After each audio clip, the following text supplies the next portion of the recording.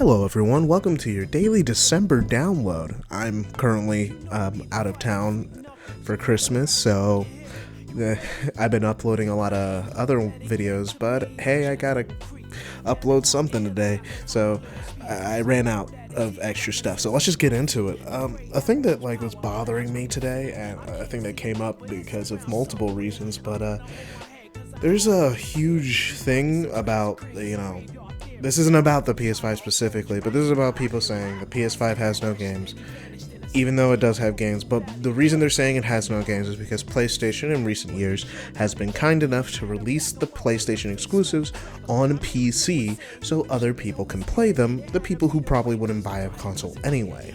And people are using that as a reason, saying the PlayStation 5 has no games and there's no reason to own a PS5, and why, and consoles are gonna die because games are coming out on PC.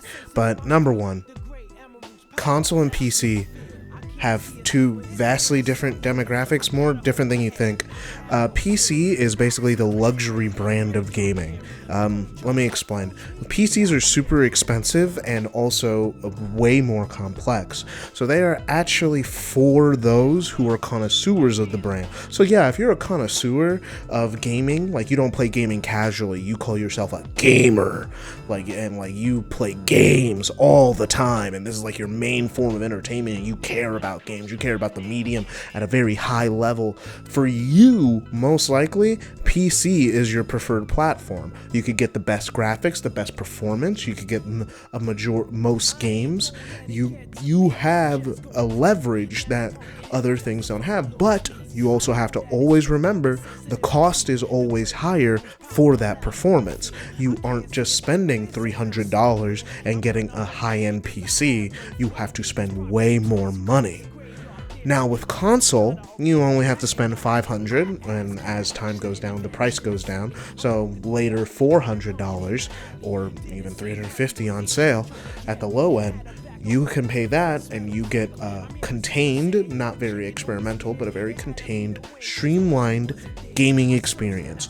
You get a game, you put it in your console, or you download it off the internet, and you play it, and you get the same experience everyone else got with the same game. With PC, you have so many more variables that is just kind of a pain in the ass for most people that don't want to deal with it and just want to play a video game.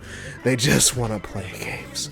They don't want to go through the settings. They don't want to mess with the resolution because their PC isn't powerful enough, and then mess with DLSS, find out the settings they exactly like. Oh, does shadows look that much better on high or medium? How much does it affect my FPS? How can I, it's yeah, all that garbage that PC people are okay with, or say, oh, it's not that big of a deal if you want to do that, or just get a more powerful rig if you don't want to have that problem. A lot of that is not something that the average person even wants to think about. They just want to turn on the game and have it run, and that's fine. Those are two different audiences. I kind of fall into I have a PC and I have a console, and I will 100% of the time always prefer playing on my console over my PC. Heck, my controller doesn't work on my computer half the time because Steam and everything on computers are so finicky that sometimes just controllers don't work and you can't do anything about it. And you gotta restart stuff, finagle with software, and it so many technical issues that just are such a headache for us who do not want to deal with it. But that's one of the core things that will not kill console gaming. People are only buying a PlayStation because PlayStation's name on it. If PlayStation's name was on it, they wouldn't buy it. It's partially, that may be partially true. If you had a PS4, you're probably going to get a PS5 because all your digital library is on your PS4. So you would want to keep that and get the PS5 and just upgrade like an iPhone.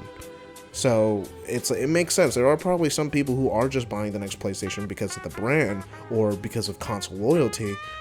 But also the reason why consoles in general, even if they release their games on PC, won't die is because PC is not a very easy market to get into.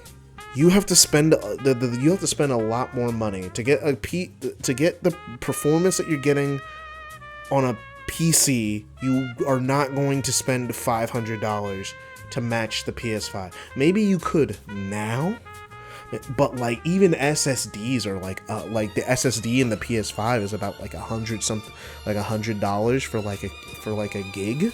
So, well, not a gig, I mean a terabyte. For like a terabyte, you got to spend like $100 something there. So like, yeah, it's not really worth it. It just, and that's just the memory. So imagine everything else.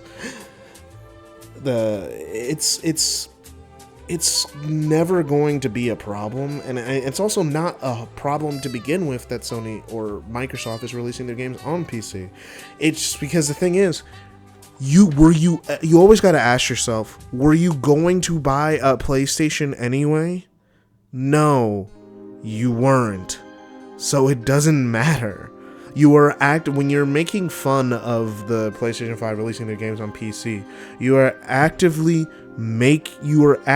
making fun of a company for actually doing something good for consumers, which is stupid.